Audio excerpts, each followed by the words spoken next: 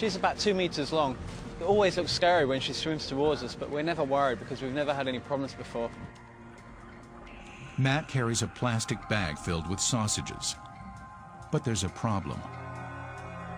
I was struggling to get the food out of the bag because the current was moving the bag in the current and I couldn't get my hand in to get the food out. Matt tries to push the eel away, but the fish is hell-bent on food.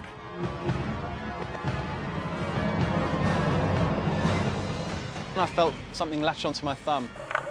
It was Emma. It wasn't painful at first, and I wasn't so concerned. I thought it was just a nip or something.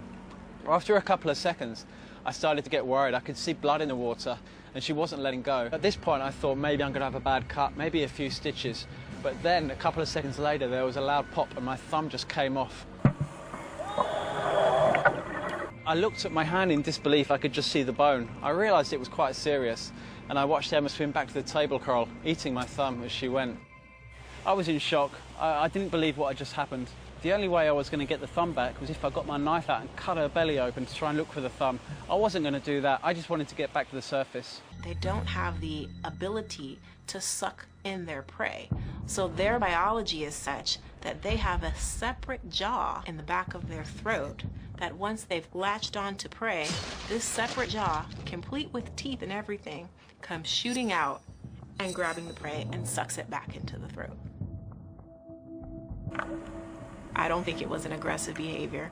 This was just the eel doing what the eel does, which is feeding itself.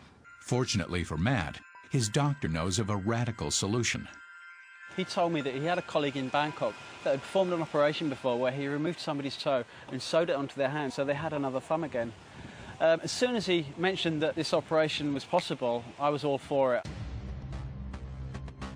In a 6-hour procedure, 2 teams of surgeons replace Matt's missing thumb with a toe from his left foot. Now it's almost 5 years after the accident, and I've completely forgotten that I have a toe for a thumb. It's almost as good as a real thumb. I can move it pretty much perfectly, and I can feel it at about 80%. In spite of the bloody matchup with Emma the eel, Matt is functioning quite normally.